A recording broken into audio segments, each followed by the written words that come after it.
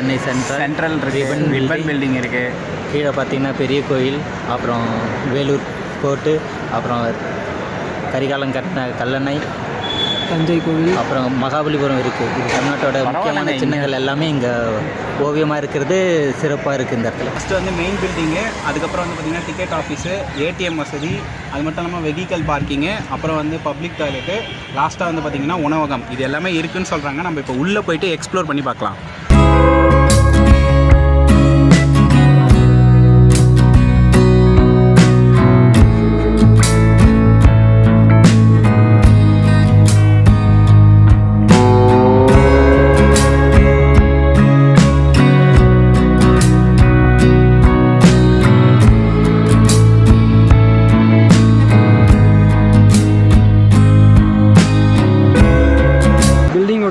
Main பில்டிங்க்கு entrance ஆகிட்டோம். உள்ளே எடுத்த உடனே பார்த்திங்கன்னா கலைஞர் வந்துட்டு சிலை வச்சுருக்காங்க. கலைஞர் நல்லா சிரிச்சிக்கிட்டு கண்ணாடி போட்டுட்டு, அவர் ரைட்டருன்றது லிரிசிஸ்ட்ன்றதுனால எழுதிட்டு இருக்கிற மாதிரி வந்துட்டு சிலை வச்சுருக்காங்க. ஸோ நல்லாயிருக்கு பார்க்க. ஸோ இந்த மெயின் பில்டிங்கில் சென்டர்லேருந்து ரைட் சைடில் பார்த்தீங்கன்னா, ஸோ இங்கேருந்து உங்களுக்கு ரைட் சைடில் ஃபுல்லாகவே வந்து கவர்மெண்ட் பஸ்ஸஸ்க்கான பிளாட்ஃபார்ம்ஸ் தான் இருக்குது. ஸோ இங்கே வந்து நல்லா ஃபஸ்ட் ஃப்ளோரில் ஃபுல்லாக வந்து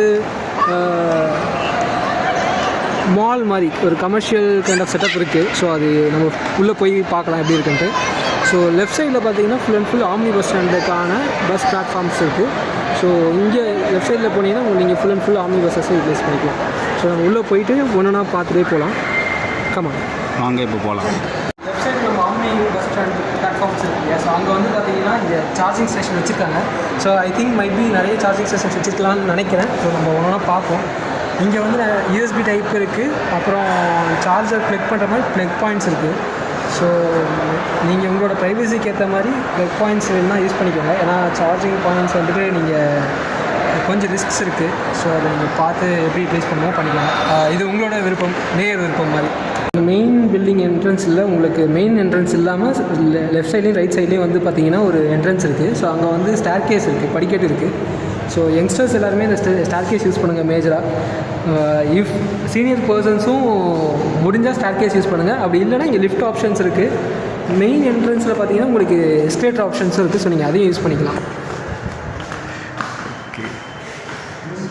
ஸோ இப்போ வந்து பார்த்திங்கன்னா அங்கங்கே வந்து பார்த்திங்கன்னா நிறைய இடத்துல வந்து வெயிட்டிங் ஏரியாஸ்லாம் வந்து இருக்குது. ஸோ இது எல்லாமே வந்து பேசஞ்சர்ஸ் வந்து வெயிட் பண்ணிட்டு பஸ்ஸுக்காக வந்து வெயிட் பண்ணுறவங்களாம் இருக்காங்க. ஸோ அவங்களுக்கு வந்து இது ரொம்பவே யூஸ்ஃபுல்லாக இருக்கும். இப்போ வந்து பஸ் ஸ்டாண்டில் நம்ம ரெஸ்ட் ரூம் ஃபெசிலிட்டிஸ் இருக்குது இல்லையா? ஸோ அது வந்து இங்கே தனித்தனியாக ஆண்களுக்கும் பெண்களுக்கும் தனித்தனியாக இருக்குது. அது இல்லாமல் ஸ்பெஷலாக ஆண்களுக்கும் பெண்களுக்கும் டிசேபிள்டு பர்சன்ஸ் அவங்களுக்கான இதுவும் இருக்குது. ப்ளஸ் திருநங்கைகளுக்குன்னு தனியாக ஒரு ரெஸ்ட் ரூம் கொடுத்துருக்காங்க. ஸோ அது வந்து ஒரு பாராட்டத்தக்க விஷயம். இதை வந்து ஃப்யூச்சரில் எல்லா இடத்துலையும் இதே மாதிரி அனௌன்ஸ் பண்ணுறது ஒரு பெரிய கொண்டு வரதுன்றது நல்லா இருக்கும்னு நினைக்கிறேன். ஸோ அதுக்கு பக்கத்துலேயே பார்த்தீங்கன்னா இங்கே தாய்மார்கள் பாலூட்டு முறையும் இருக்குது. ஸோ அது இங்கே மட்டும் கிடையாது, நிறைய இடத்துல அங்கங்கே வச்சுருக்காங்க தாய்மார்கள் பாலூட்டு முறை. மெயின் என்ட்ரன்ஸ்லேயே வந்து அங்கே ஒரு இடத்துல இருக்குது. ஸோ மெயின் என்ட்ரன்ஸ் போகும்போது பார்க்கலாம். அதே மாதிரி இங்கே குடிநீர் வசதியும் அங்கங்கே வச்சுருக்காங்க. So waiting areas, rest rooms, அதுக்கப்புறம் வந்து இங்கே இப்போ நம்ம விக்னேஷ் வந்து பார்த்தீங்கன்னா தண்ணி குடிச்சு பார்க்குறாரு. எப்படி இங்கே இந்த பஸ் ஸ்டாப்பில் வந்து டேஸ்ட் இருக்குது அருமை. உங்களோட ஃபீட்பேக் வந்து சொல்லுங்கள். மினரல் வாட்டரா இல்லை மழை நீரா? முன்னாடி சொல்ல மாதிரி இங்கே வந்து ஆம்னி பஸ்ஸஸ்க்கான பிளாட்ஃபார்ம்ஸ் இங்கே இருக்குது. ஸோ இது ஆல்மோஸ்ட் நல்ல பெரிய இது.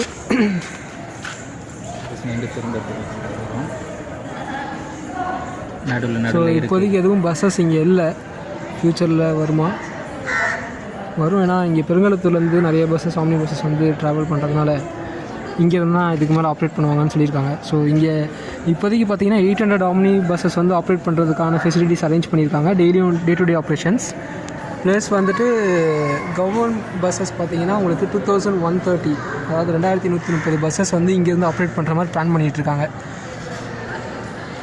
ஸோ அதுவும் எவ்வளோக்கு எவ்வளோ சாத்தியம் அப்படின்றத நம்ம போக போக பார்த்துருவோம். பஸ் ஸ்டாண்டு ஃபுல்லாக தூய்மையாக இருக்கிறதுக்காக அங்கங்கே இது குப்பை தொட்டி வைக்கிறதுக்காக குப்பை தொட்டிலாம் ரெடியாக வச்சுருக்குறாங்க. இது எல்லா இடத்துலையும் வைப்பாங்க. மக்கள் நம்ம வந்து சுத்தமாக நம்ம யூஸ் பண்ணுறோன்றதை பொறுத்து தான் எல்லாத்தையும் நம்மளும் இப்போ இருக்கிற மாதிரியே பஸ் ஸ்டாண்டு தூய்மையாக நம்மளும் மெயின்டைன் பண்ணுவோம்.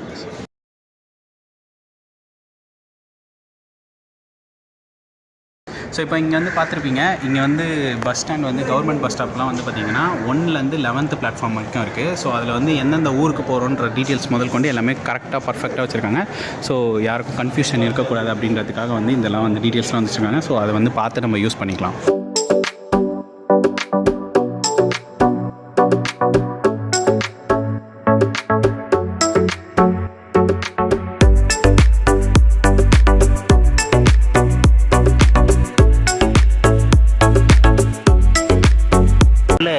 மெயின் லாபியில் பார்த்தீங்கன்னா தமிழர் கலாச்சாரத்துக்கு ஏற்ற மாதிரி நம்ம தைத்திங்கள் முதல் நாள் விவசாயிகளுக்கு இது பண்ணுற மாதிரி விவசாயிகள் சாப்பிட்ற மாதிரி நெல் நடுறது, அறுவடை பறிப்பது, அப்புறம் போர் அடிக்கிறது, அதுக்கப்புறம் விவசாயிகள் அதை நெல் அரிசியாக மாற்றி அது உணவுன்ற முறை முழுவதுமாக இங்கே ஒரே படத்தில் கொடுத்துருக்காங்க. இது நம்ம ரொம்ப சூப்பராக இருக்குது, பார்க்குறதுக்கு நல்ல இதுவாக இருக்குது. விவசாயத்தோட முக்கியத்துவத்தை இந்த இடத்துல பிரதிபலிக்குது. பழங்கால பாரம்பரிய மரப்பொருளால் செய்யக்கூடிய பொம்மை வகைகள் செய்கிறது, கலைநயம் ப்ளஸ் அந்த கைத்தறி, அப்புறம் மரப்பொருளை வச்சு கூடைங்க, இந்த மாதிரி ஒரு சேர்ஸ் இந்த மாதிரி செய்கிறதுக்கான இது, அப்புறம் ட்ரெஸ்ஸஸ் மேக் பண்ணுறது, அதுக்கு பக்கத்தில் பார்த்திங்கன்னா மண்பாண்டங்கள் செய்கிறது, அப்புறம் சிலை சிற்பம் செய்கிறது. ஸோ இந்த மாதிரி இதெல்லாமே இங்கே வந்து கொடுத்துருக்காங்க. ஸோ நம்மளோட பாரம்பரியத்தை ஃபுல்லாகவே பாராட்டும் விதமாக இதை கொண்டு வந்திருக்காங்க. ஸோ இது வந்து பாராட்டக்கூடிய சில இடங்கள்லாம் பார்த்திங்கன்னா எதுவுமே ஓவியம் தீட்டாமல் இருக்காங்க. வரும் நாட்களில் இதில் ஓவியம் தீட்டுவாங்கன்ற நம்ம எதிர்பார்க்குறோம். அப்படி இன்னும் நம்மளோட பாரம்பரிய இதை தீட்டி இந்த இதெல்லாம் பண்ணாங்கன்னா நல்லாயிருக்கும். இன்னும் இதை விட பார்த்திங்கன்னா இந்த 2 இதுவும் தான், விவசாயத்தையும் இதையும் இப்போ தான் கவர் பண்ணியிருக்கிறாங்கன்னு நினைக்கிறோம். மீதி இது பண்ணாவும் இன்னும் அருமையாக இருக்கும். இப்போ வந்து நம்ம சிறு வயசில் நம்ம விளையாண்ட விளையாட்டுகள் அப்படியே ஒரு ஓவியமாக தீட்டி இருக்கிறாங்க. இப்போ இந்த கடைசியிலிருந்து பார்த்திங்கன்னா அந்த கடைசி ரைட் சைட் கார்னரில் பார்த்திங்கன்னா கண்ணாம்பூச்சி நம்ம விளையாண்டது, அப்புறம் கபடி, அதுக்கப்புறம் உப்பு மட்டை தூக்குனது, அதை விட அந்த டயர் ஓட்டி ஓட்டுறது, அப்புறம் கிரிக்கெட் இது போட்டிருக்கிறாங்க. அப்புறம் 7 ஸ்டோன்ஸ் அந்த 7 கல் விளையாடுறது, கோட்டிபில், அப்புறம் தை மாதம் ஆனாவே லீவ் விட்டாவே அந்த பட்டம் விடுறது, அப்புறம் அந்த காலத்துலேயே டெலிஃபோன் நம்ம பண்ணது, அந்த வத்திப்பெட்டி டாப்பால் அந்த நூல் கட்டி இது பண்ணது, அப்புறம் உண்டிக்குள் ஆடினது, அப்புறம் கோலி குண்டு விளாண்டது, பம்பரம், அப்புறம் கிச்சு தாம்பலம், அப்புறம் நம்ம சகோதரிகள் விளாண்ட அந்த சில்லி, அப்புறம் சுங்கங்காய் விளாண்ட இந்த படம்லாம் இருந்தது. இது அப்படியே நம்மளை சிறு வயது விளையாட்டுக்கு அப்படியே கொண்டு போகிறது. இது நல்ல அருமையாக இருக்குது. இந்த இது நிறைய வந்து பழங்கால இதை வந்து நிறைய இடத்துல ஓவியமாக வரையும் போது ஹிஸ்டாரிக்கல் மூமெண்ட்ஸை நம்மளுக்கே ஃபீல் ஆகுது actually. So 80s kids and 90s கிட்ஸ்லாம் இருக்கவங்கலாம் இதை பார்க்கும்போது அவங்களோட ஓல்டு மெமரிஸ்க்கு கொண்டு போகிற மாதிரி ஒரு ஃபீல் இருக்கும். ஸோ இதே மாதிரி எல்லா இடத்துலையும் பண்ணணும் அப்படின்றத நம்ம வேண்டி கேட்டுக்கிறோம் கவர்மெண்ட் கிட்ட. தமிழ்நாட்டோட பாரம்பரிய கலைகள் தப்பாட்டம், அப்புறம் சிலம்பம், அப்புறம் பொய்க்கால் குதிரை, காவடி, அப்புறம் மயிலாட்டம், அப்புறம் பரதநாட்டியம், அப்புறம் சிலம்பம், அப்புறம் தேவராட்டம், அப்புறம் கோலாட்டம், அப்புறம் கடைசியாக பார்த்திங்கன்னா அந்த பொம்மலாட்டம், இதெல்லாமே இங்கே வரைஞ்சிருக்கிறாங்க. இது பார்க்கவே இன்னும் நல்லாயிருக்கு. இந்த சைடில் பார்த்திங்கன்னா கும்மி அடிக்கிறது, இது எல்லாமே நம்ம பாரம்பரிய இது இருக்குது. இதுவும் சிறப்பாக இருக்குது. ஸோ இப்போ வந்து பார்த்திங்கன்னா நம்ம டிரைவரு கண்டக்டர்லாம் இருக்காங்களே, ஸோ அவங்களுக்கும் வந்து பார்த்திங்கன்னா தனியாக டார்மெண்ட்ரி வந்து கொடுத்துருக்காங்க. ஸோ அங்கே வந்து பெட் ஃபெசிலிட்டிஸ் எல்லாமே வந்து போட்டிருக்காங்க. இது வந்து லாக்கில் இருக்குது. ஸோ உள்ளே போய்ட்டு எக்ஸ்ப்ளோர் பண்ண முடியல.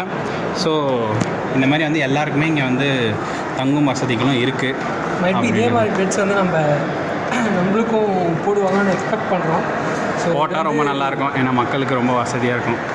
இப்போ வந்து பார்த்திங்கன்னா இந்த கிளம்பாக்கம் பஸ் ஸ்டாண்டில் வந்து 2 பேஸ்மெண்ட் இருக்குது, பேஸ்மெண்ட் 1, பேஸ்மெண்ட் 2. ஸோ இந்த 2 பேஸ்மெண்ட்லேயும் சேர்த்து வந்து பார்த்திங்கன்னா 2000 2 வீலரும் 1000 4 வீலரும் வந்து நிறுத்தத்துக்கான ஒரு ஃபெசிலிட்டிஸ் வந்து கொடுத்துருக்காங்க. ஸோ இதுக்கு வந்து சார்ஜ் பண்ணுவாங்களா என்னென்னலாம் தெரியல, இனிமேல் போக போக இன்ஃபர்மேஷன் வந்து கிடைக்கும். ஸோ இது ஒரு பெரிய ஸ்பேஸ்ன்னு தான் வந்து சொல்லலாம்.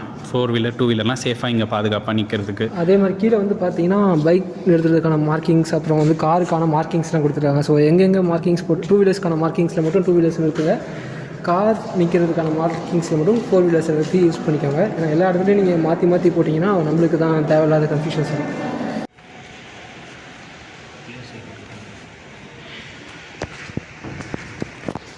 இப்போ வந்து பார்த்திங்கன்னா ஒரு பக்கம் வந்து கார் போகிறதுக்கும் இன்னொரு பக்கம் சைடில் வந்து பார்த்திங்கன்னா 2 வீலர் போகிறதுக்கும் வந்து செப்பரேட்டாக வந்து கொடுத்துருக்காங்க.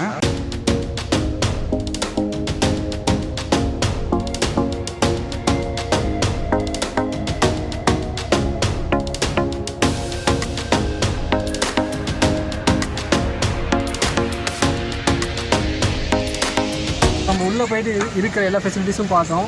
அதோட நிறைகளையும் இப்போ குறைகளையும் பார்ப்போம்.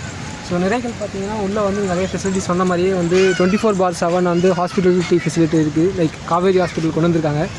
ஸோ ஒரு பிரபலம் அடைஞ்ச ஒரு ஹாஸ்பிட்டல் அது உங்களுக்கு சென்னையில் இருக்க எல்லாருக்குமே தெரியும் காவேரி ஹாஸ்பிட்டலை பற்றி. ஸோ அவங்க வந்து இங்கே 24/7 சப்போர்ட் கொடுத்துட்ருக்காங்க. ப்ளஸ் வந்துட்டு different types of restaurants and தங்கும் விடுதிகள்லாம் இருக்கிற மாதிரி ரெடி பண்ணியிருக்காங்க. அதேமாதிரி காஃபி ஷாப்ஸ். ஸோ ஆம்னி பஸ்ஸுக்கு தனியாக வந்து பிளாட்ஃபார்ம்ஸ் அண்டு கவர்மெண்ட் பஸ்ஸுக்கு தனியாக பிளாட்ஃபார்ம்ஸ். அதே மாதிரி பஸ் ஸ்டாப்ஸில் வந்துட்டு எந்தெந்த பஸ் எங்கெங்கே நிற்குன்றதுக்கான போர்ட்ஸ் எல்லாமே கரெக்டாக க்ளியராக இப்போயே போட்டிருக்காங்க. அது ஆம்னி பஸ்ஸஸ்க்கும் கொண்டு வந்தால் சூப்பராக இருக்கும். ஸோ அதே மாதிரி இங்கே பக்கத்தில் பார்க்ஸ் இருக்குது. அதே மாதிரி இங்கே வந்து பார்த்திங்கன்னா நீங்கள் வெளியிலேருந்து உள்ளே நடந்து வரதுக்கு பார்த்தீங்கன்னா எலக்ட்ரிக் பேட்டரி வெஹிக்கல்ஸ் வந்து இங்கே கொடுத்துருக்காங்க. லைக் ஸோ நீங்கள் இப்போ சீனியர் சிட்டிசன்ஸ் யாராவது நடக்க முடியாதவங்களாக இருந்தாங்கன்னா அவங்க இதை ரிப்ளேஸ் பண்ணிக்கலாம். அதே மாதிரி இங்கே எப்பயுமே வந்து ஒரு 2 ஆம்புலன்சஸ் பார்த்திங்கன்னா இங்கே நிறுத்தி வச்சுருக்காங்க. ஸோ அது ஒரு நல்ல விஷயம். அதுவும் இல்லாமல் இங்கே ரெஸ்ட் ரூம்ஸும் பார்த்திங்கன்னா இங்கே வந்து உள்ள ஆண்களுக்கு தனியாக பெண்களுக்கு தனியாக அதே மாதிரி டிசேபிள் பர்சன்ஸுக்கு வந்துட்டு தனியாக கொடுத்துருக்காங்க. இப்போ ஆண்களுக்கும் பெண்களுக்கும். அது இல்லாமல் முக்கியமான ஒரு விஷயம் திருநங்கைகளுக்கான தனியான ரெஸ்ட் ரூம்ஸ் கொடுத்துருக்காங்க. ஸோ இதெல்லாமே நம்ம வந்து க்ளீன் அண்ட் நீட்டாக பார்த்துக்கணும். நம்மளோட ஒரு பாட்டும் அதில் இருக்குது.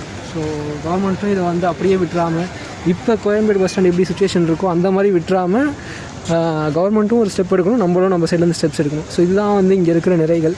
இது இல்லாமல் இங்கே வந்து பார்த்திங்கன்னா உங்களுக்கு பக்கத்தில் எம்டிசி பஸ்ஸஸ் வந்து வெளியில் ஆப்ஷன்ஸ் இருக்குது. ஸோ அதுவும் நம்ம பார்ப்போம் போய்ட்டு. ஸோ அடுத்து குறைகள் பார்த்திங்கன்னா வந்துட்டு இந்த பஸ் ஸ்டாண்ட் வந்து ஸோ சென்னையில் இருக்குன்றாங்க. ஆக்சுவலி சொல்ல போனால் இது வந்து செங்கல்பட்டு மாவட்டம்.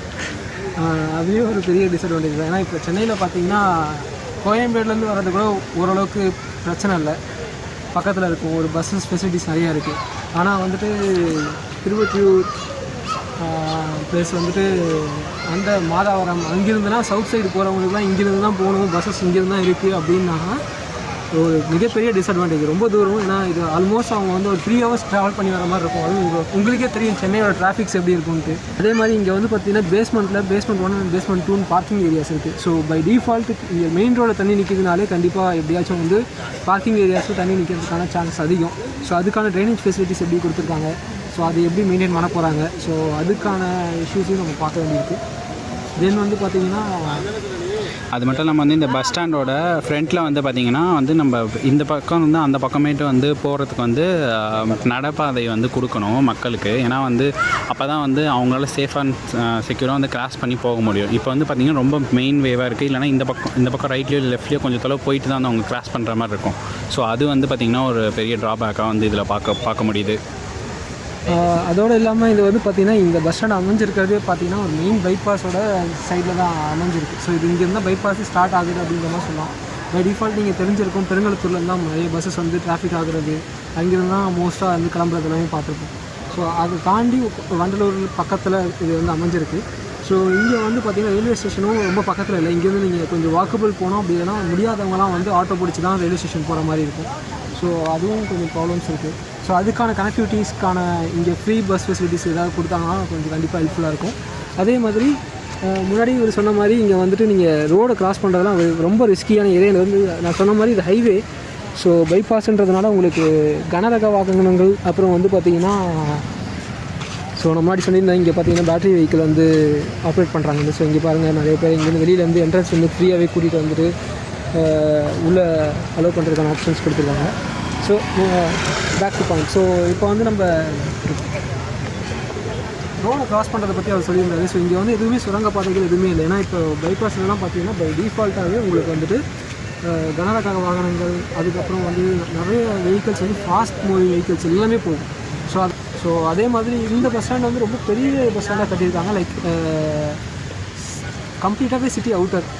ஸோ அது ஒரு இருக்கிறதுலே மிகப்பெரிய ட்ராபேக் சொல்லலாம். ஏன்னா எல்லாத்துக்குமே ஒரு இதுக்கு வரணுனாலும் அங்கேருந்து இங்கே வரணும். இதுக்கப்புறம் இந்த ஏரியா எவ்வளோ டிராஃபிக் ஆக போகுதுன்றது தான் தெரியல. ஸோ ஃபியூச்சரில் தான் நம்ம பார்க்கணும். இந்த வீடியோவை லைக் பண்ணுங்கள், ஷேர் பண்ணுங்கள், மறக்காம ஸ்க்ரோல் சேனலை சப்ஸ்கிரைப் பண்ணிடுங்க, அப்படியே பெல் ஐக்கனை பிரஸ் பண்ணிடுங்க.